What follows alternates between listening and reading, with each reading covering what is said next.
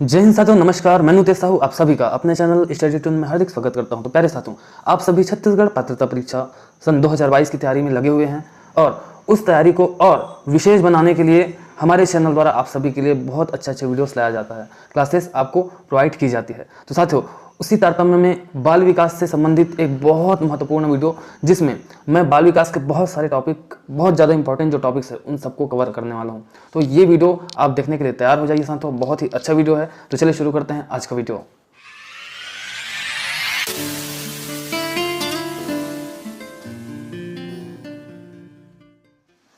साथियों, सबसे पहले हम विकास की अवधारणा समझ लेते हैं कि आखिर विकास की अवधारणा है क्या चीज़।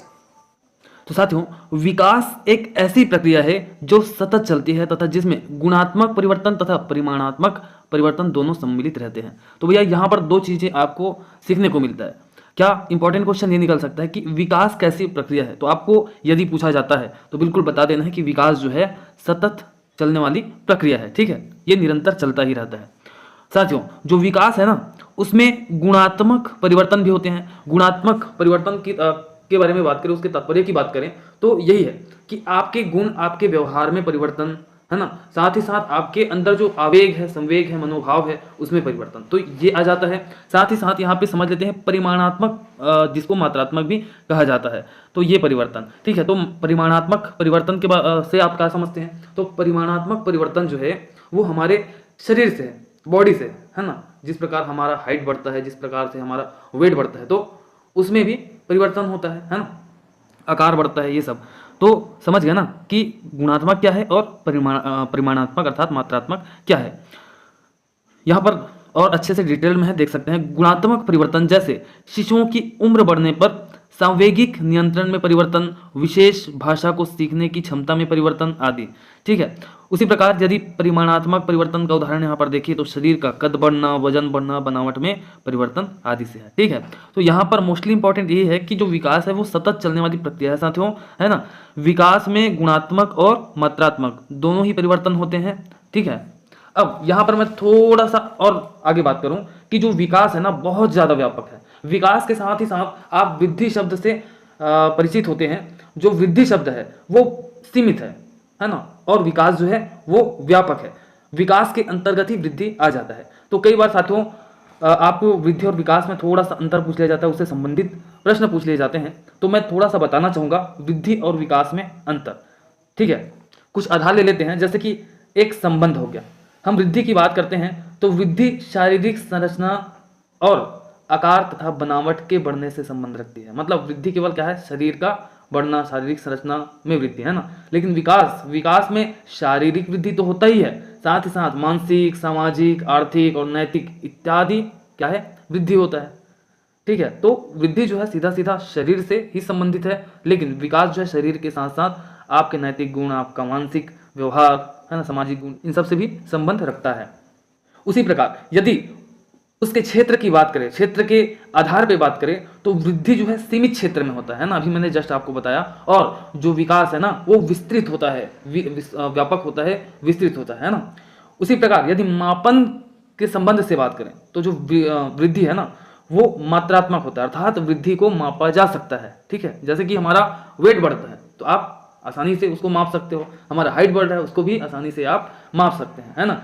लेकिन जो विकास है ना उसे नहीं मापा जा सकता एग्जैक्टली, है ना।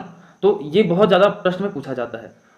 देखिए भैया, वृद्धि विकास के अंतर्गत आता है तो शरीर भी आता है ना विकास के अंतर्गत। देखो, आप माप भी सकते हैं लेकिन पूर्णतः हर चीज़ नहीं माप सकते। मतलब विकास को पूर्णतः मापा नहीं जा सकता, मतलब इसको माप भी सकते हैं और नहीं भी माप सकते, है ना, क्योंकि ये मात्रात्मक भी होता है और गुणात्मक भी होता है विकास। इस कारण से अगर सिर्फ शरीर की बात करें तो आप माप सकते हो जी, लेकिन आपके अंदर के जो क्वालिटीज़ है, गुण है, उसको नहीं माप सकते ना। हाँ, केवल एक स्तरीकरण कर सकते हो उसका कि हाँ भाई इसका लेवल इतना है ना। जैसे कि IQ लेवल, हम लेवल बोलते हैं ना, तो लेवल अप कर देते हैं, मतलब लेवल पे विभाजित कर देते हैं उसको। ठीक है, अलग अलग स्तर को। चलिए, उसी प्रकार रूप के आधार पे बात करें तो जो वृद्धि है वो स्थूल रूप में दिखाई देता है ना, और जो विकास है वो दृश्य होता है, साथ ही साथ अदृश्य भी होता है। स्थूल मतलब, यहाँ पर थोड़ा स्थूल कठिन शब्द बोल दिया शायद, स्थूल मतलब होता है दृश्य, मान लीजिए सामान्य शब्द में, है ना। तो वृद्धि जो है दृश्य होता है, लेकिन जो विकास है वो दृश्य होने के साथ साथ अदृश्य भी होता है। भैया, वृद्धि संबंधित है शरीर के वृद्धि से, है ना, तो वो दिखाई देता है ना, जब हेल्थ बन गया हमारा अच्छा खासा तो भाई वो पता चल जाता है आपको, हाइट बढ़ गया तो भी पता चल जाता है आपको, है ना। लेकिन विकास जो है दृश्य है शरीर के हिसाब से, है ना। शरीर को यदि बात करें, शरीर चूंकि वृद्धि के अंतर्गत आएगा, वृद्धि विकास के अंतर्गत आएगा, लेकिन जो गुणात्मक परिवर्तन है ना, वो अदृश्य होते हैं। यदि हम दिशा के संबंध में बात करें वृद्धि और विकास की, तो जो वृद्धि है वो धनात्मक होता है। क्यों? क्योंकि आप जन्म लेते हैं उसके बाद तो बढ़ते ही जाते हैं ना। ऐसा तो नहीं है भैया कि आप 10 साल बढ़ गए, 16 साल बढ़ गए, अब फिर से छोटे होने लगे हो, है ना। तो ऐसा नहीं होता ना। इसलिए जो वृद्धि है वो केवल और केवल धनात्मक होता है, याद रखिएगा, है ना, क्योंकि उसमें सिर्फ बढ़ता है। लेकिन जो विकास है ना, यह धनात्मक और ऋणात्मक दोनों हो सकता है, ठीक है। हो सकता है नहीं, होता ही है। क्योंकि जैसे कि हमारे ज्ञान में अगर वृद्धि हो रही है ना, और कुछ स्टेजेस में जाके हम बहुत कुछ भूलने लगते हैं और ज्ञान में कमी होती है, तो पहले लेवल अप हुआ, फिर डाउन हुआ, मतलब धनात्मक हुआ, फिर ऋणात्मक भी हो गया। तो इस प्रकार से जो वृद्धि है केवल और केवल धनात्मक होता है, और विकास जो है वो धनात्मक और ऋणात्मक दोनों होता है। इसको याद रखिएगा, ठीक है। उसी प्रकार से हम क्रम की बात करें तो जो वृद्धि है वो निश्चित क्रम में होता है। जैसे कि आप जन्म लेंगे, उसके बाद थोड़ा सा बड़े होंगे, है ना, तो उसके बाद फिर मतलब वो एक निश्चित क्रम में बढ़ता जाता है वृद्धि जो है ना। कुछ दिन बाद आप बच्चे थे और कुछ दिन बाद आप युवा हो जाओगे, उसके बाद वृद्ध, प्रौढ़, मतलब प्रौढ़ के बाद वृद्ध, ऐसा मतलब स्टेजेस जो है वो बढ़ते जाते हैं, ठीक है। तो यही है कि निश्चित क्रम होता है वृद्धि का, लेकिन जो विकास है वो अनिश्चित क्रम में होता है। तो इसको याद रखिएगा, ठीक है। प्यारे साथियों, यहाँ पर विकास के कुछ इंपॉर्टेंट पॉइंट्स है, इसको थोड़ा सा देख लेते हैं क्योंकि आपके एग्जाम के पॉइंट ऑफ व्यू से बहुत ज़्यादा इंपॉर्टेंट है ये। यहाँ पर देख लीजिए, एक पॉइंट है, विकास की प्रक्रिया जो है वो गर्भधारण से लेकर मृत्यु तक चलती है। तो मैंने पूर्व में ही बताया था आपको कि ये सतत निरंतर चलती रहती है विकास की प्रक्रिया, ठीक है। तो गर्भधारण से लेकर के मृत्यु तक चलने वाली प्रक्रिया है विकास, ठीक है। विकास जो है बहुआयामी व प्रासंगिक होता है, तो ये याद रखिएगा। विकास कैसा होता है? बहुआयामी होता है ना, क्योंकि अलग अलग क्षेत्रों में विकास होता है इंसान का, है ना। जैसे कि शरीर का तो होता ही है, साथ साथ आपके मानसिक, सामाजिक, नैतिक बहुत सारे क्षेत्र में विकास चलता रहता है एक साथ। तो ये बहुआयामी होता है जो विकास है। नेक्स्ट पॉइंट है, थोड़ा इंपॉर्टेंट है ये भी, विकास की गति व्यक्तिगत अंतर से प्रभावित होती है, ठीक है। तो जो विकास की गति है वो व्यक्तिगत रूप से, व्यक्तिगत अंतर से प्रभावित होती है। इसका तात्पर्य यही है कि अलग अलग व्यक्ति है तो उनमें जो विकास है तो किसी ना किसी रूप में प्रभावित होता है, किसी ना किसी कारण से, मतलब अलग अलग व्यक्ति का अलग अलग गति से और अलग अलग तरीके से विकास होता है, ठीक है। और सबसे ज्यादा इंपॉर्टेंट और एग्जाम में सबसे ज्यादा बार पूछा गया जो प्रश्न है वो यहाँ पर है, इंपॉर्टेंट है, बहुत ही ज्यादा इंपॉर्टेंट है ये पॉइंट। जरूर आप अच्छे से देखिए और अच्छे से समझिए। पॉइंट है, विकास की प्रक्रिया सिर से पैरों की ओर बढ़ती है, जबकि मानसिक क्षेत्र में वह मूर्त से अमूर्त की ओर होती है, ठीक है। तो जो शारीरिक विकास होता है इंसान का, उसकी दिशा क्या होती है, ये बार बार बहुत सारे एग्जाम्स में पूछा गया है ना। तो जो विकास है ना, शरीर का विकास इंसानों में, तो वो सिर से पैरों की ओर होती है, ठीक है। विकास की दिशा कैसी होती है, किस तरफ होती है? सिर से पैरों की ओर। तो ये मन में छाप लीजिए, बहुत बार सामना होता है जो कैंडिडेट्स है उनके एग्जाम में, ठीक है, इस प्रश्न का। और अगर मानसिक विकास की बात करें तो वह मूर्त से अमूर्त की ओर होती है, ये भी याद रखिएगा, ठीक है। जो शारीरिक विकास है उसकी दिशा सिर से पैरों की ओर होती है, और मानसिक क्षेत्र में यदि विकास है तो वह मूर्त से अमूर्त की ओर होती है। क्यों? क्योंकि जब हम बच्चे रहते हैं पहले जो मूर्त चीजें हैं उसको समझते हैं, और बाद में उसी से रिलेटेड जो अमूर्त चीजें हैं उसको समझने का प्रयास करते हैं, ठीक है। जैसे कि हम पहले बहुत सारी ऐसी चीज़ों से हमारा सामना होता है जो गोल होता है, ठीक है। जैसे कि गेंद हो गया, फुटबॉल हो गया, है ना। जब बच्चे रहते हैं तो खेलते हैं ना, तो बाद में जब हम बड़े होते हैं, ठीक है, जैसे कि 12 साल 13 साल के एज में जब पहुंचते हैं तो हमें वृत्त का सामना होता है। हमारा सामना जो है वृत्त से होता है। तो वहां पर हम जो वृत्त पढ़ते हैं वो अमूर्त चीज है ना। और यहाँ पर जो आकार है गोलाकार, जो समझते हैं हम बॉल के माध्यम से, फुटबॉल के माध्यम से, वो मूर्त चीज है, ठीक है। तो यही है, जो मानसिक क्षेत्र का जो विकास है वह मूर्त से अमूर्त की ओर होती है। तो बहुत ज्यादा इंपॉर्टेंट है, अच्छे से याद रखिएगा।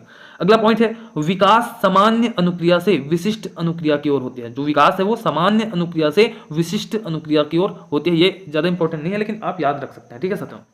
प्यारे साथियों, एक महत्वपूर्ण टॉपिक और यहाँ पर कवर अप करते हैं, विकास की अवस्थाएं, ठीक है। तो इंसान जो होता है ना वो अलग अलग स्टेजेस को पार करता है, अलग अलग अवस्थाओं को पार करता है, ठीक है। तो उसके बारे में थोड़ा सा डील करते हैं। क्यों? क्योंकि यहाँ से लगभग 2 नंबर के प्रश्न आपको पूछे जा सकते हैं और पूछा ही जाता है। ये एक ऐसा टॉपिक है जहाँ से प्रश्न बनते ही है, तो यहाँ से बहुत सारा प्रश्न बन जाता है। तो चलिए देखने का प्रयास करते हैं। जो मनुष्य है तो उसका जो जीवन है वो माँ के गर्भ से प्रारंभ होता है और जन्म के बाद सामान्यतः विभिन्न अवस्थाओं से गुजरते हुए मृत्यु को प्राप्त करता है। अब इन अवस्थाओं के बारे में अलग अलग वैज्ञानिकों की अलग अलग राय है। जैसे रॉस और फ्रायड ने 5 अवस्थाएं बताई है, तो जो कॉल सैनिक है उन्होंने 10 अवस्थाएं बताई है, तथा जो जीन पियाजे जो बहुत ज़्यादा फेमस है, आप सभी जानते हैं, उन्होंने 4 अवस्थाएं बताई है। ब्रूनर ने 3 अवस्थाएं बताई है। ठीक है, लेकिन भारत में सामान्यतः विकास के अवस्था को निम्न रूप से विभाजित किया जाता है और यही आपको याद करना है, क्योंकि ये एनसीईआरटी के बेस पे है। किस बेस पे है भाई? एनसीईआरटी के बेस पे है ना, तो यही आपके मूल उत्तर होंगे, है ना। इधर उधर मत पढ़िएगा, ये देख लीजिए, अच्छे से याद कर लीजिएगा, है ना। इसके हिसाब से ही आप आंसर करके आना।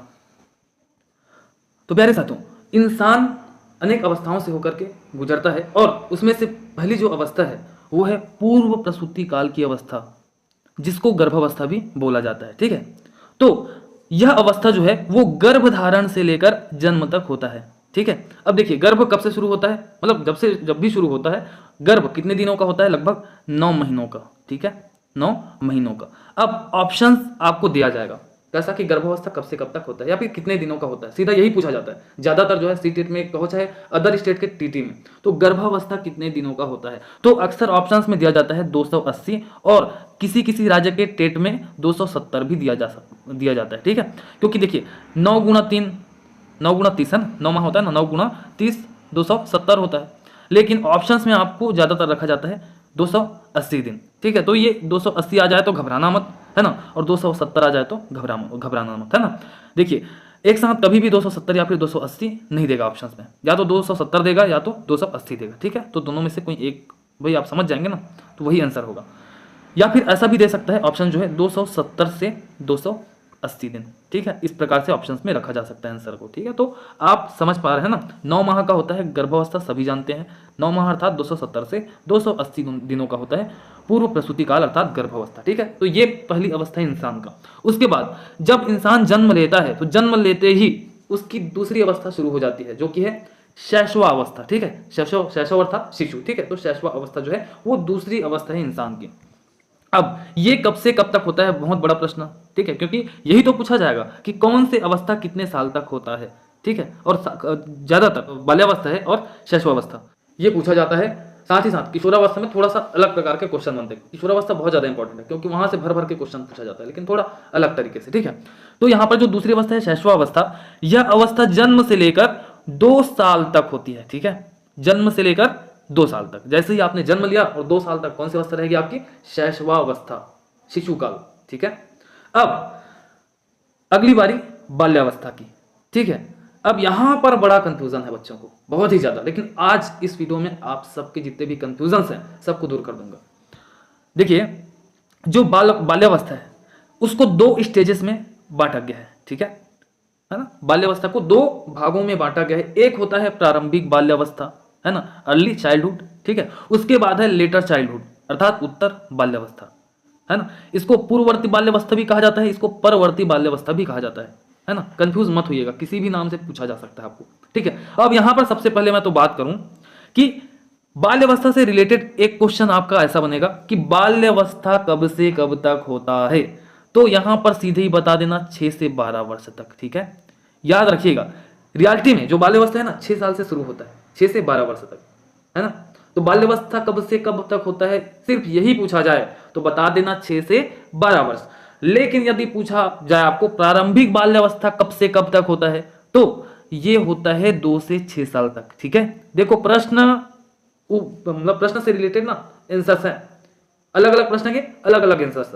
सिर्फ बाल्यावस्था पूछा जाएगा तो टिक करके आना है 6 से 12, और कहीं कहीं पर 6 से 11 वर्ष भी ऑप्शंस में दिया जाता है। क्यों? क्योंकि कई सारे जो नए वैज्ञानिक, जो नए बाल मनोवैज्ञानिक हैं, वो अब जो बाल्यावस्था है उसे 6 से 11 वर्ष तक ही मानते हैं, है ना।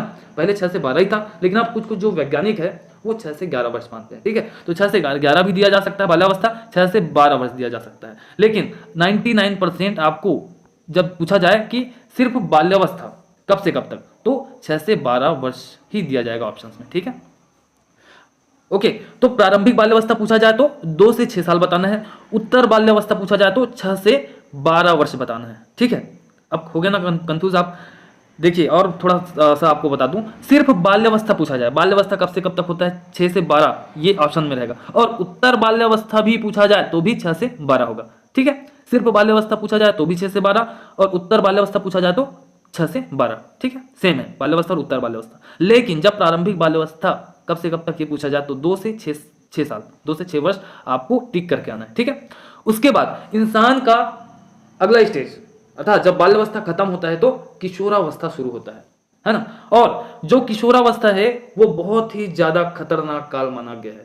जो मनोवैज्ञानिक है उन्होंने कहा है भैया किशोरावस्था तूफानों का काल है ना। तो ये क्यों, आगे की वीडियोस में पढ़ते जाएंगे, क्योंकि किशोरावस्था को अच्छे से पढ़ना है। इतना ज्यादा महत्वपूर्ण टॉपिक है, हर टेट में 1 से 2 नंबर के क्वेश्चन बन जाते हैं, बनता ही है। तो बहुत ज्यादा डीपली एनालिसिस करके आपको स्टडी करना है किशोरावस्था को। ठीक है, तो किशोरावस्था भैया 12 से 18 साल तक होता है ना।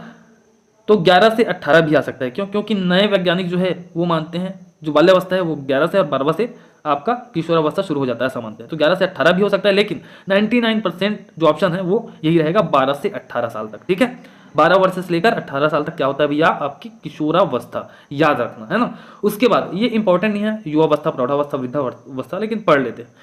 किशोरावस्था जैसे ही खत्म होता है 18 साल के बाद, जब 19वें साल में आप प्रवेश करते हैं, इंटर करते हैं, तो युवावस्था लग जाता है। तो 18 से 25 साल तक युवावस्था होता है ना। लेकिन वर्तमान परिप्रेक्ष्य में 30 वर्ष कर दिया गया, मतलब युवावस्था जो है 18 से 30 वर्ष तक। ठीक है, पहले क्या था, जल्दी शादियां हो जाती थी, लेकिन अब तो बच्चे जो है लेट से कर रहे हैं ना, 28 साल 30 साल में। इस कारण से जो युवावस्था है उसे वर्तमान में 5 वर्ष जो है बढ़ा दिया गया। तो युवावस्था जो है 18 से 30 वर्ष, याद रखिएगा। जैसे ही युवावस्था खत्म होता है तो प्रौढ़ावस्था की शुरुआत हो जाती है, और 30 साल से लेकर 60 साल तक इंसान प्रौढ़ावस्था में रहता है।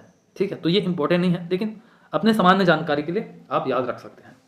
और वृद्धावस्था फिर प्रौढ़ावस्था के बाद आता है। तो 60 साल जैसे ही आपको हो गया तो आप 61वें साल से वृद्धावस्था में, बूढ़े काल में प्रवेश करते हैं, इंटर करते हैं। और 60 साल से लेकर मृत्यु तक कौन सा अवस्था चलता है, वृद्धावस्था। ठीक है, तो प्यारे साथियों इस वीडियो को यहीं पर खत्म करते हैं। क्यों, क्योंकि वीडियो बहुत ज़्यादा लंबा हो जाएगा तो आपको पढ़ने में भी मजा नहीं आएगा, है ना। नया वीडियो आता है ना तो और पढ़ने में मजा आता है। जैसे एक वीडियो आधा घंटा 40 मिनट चलता रहेगा तो आप बोर हो जाते हो। इससे अच्छा यहीं पे समाप्त करते हैं।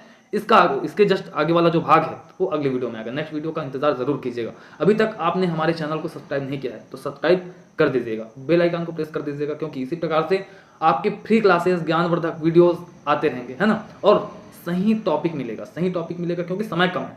सही टॉपिक और शानदार एनालिसिस जो आपके काम का है वही देंगे, कम समय में फुल तैयारी। ठीक है, और यहाँ से पढ़ लो, निश्चित ही मेरा गारंटी है सिलेक्शन होगा आपका, बशर्ते अच्छे से पढ़ाई कीजिएगा। मैं जो पढ़ने बोलूँगा वो बिल्कुल आप पढ़ सकते हैं। डिस्क्रिप्शन बॉक्स चेक किया कीजिए, इसमें जो प्रीवियस क्लासेस है बहुत सारे वो मैं डाल दूंगा, सीधा प्लेलिस्ट का लिंक ही मैं डाल दूंगा, है ना। साथ ही साथ एक वीडियो और है कि किस प्रकार आपको टेट की तैयारी करना है, कौन से बुक्स आपको पढ़ने हैं, तो यहाँ पर शानदार एनालिसिस किया हुआ हूँ उस वीडियो में, तो वो भी दीजिएगा, देखिएगा, वो भी वीडियोस जो है डाल दूंगा। ठीक है, तो हमेशा जब भी वीडियो देखते हैं तो डिस्क्रिप्शन बॉक्स जरूर चेक किया कीजिए, वहाँ पे जो प्रीवियस जो वीडियोस है वो आप उसके लिंक जो है आपको मिल जाते हैं। ठीक है, यदि वीडियो अच्छा लगा हो तो लाइक कर सकते हैं, आपकी इच्छा जरूर कीजिएगा, प्रार्थना है, सदर निवेदन है, और अपने दोस्तों तक भी शेयर कीजिएगा। ठीक है साथियों, आज की वीडियो में बस इतना ही, मिलते हैं अगले वीडियो में, तब तक के लिए जय हिंद, जय जोहार, जय छत्तीसगढ़।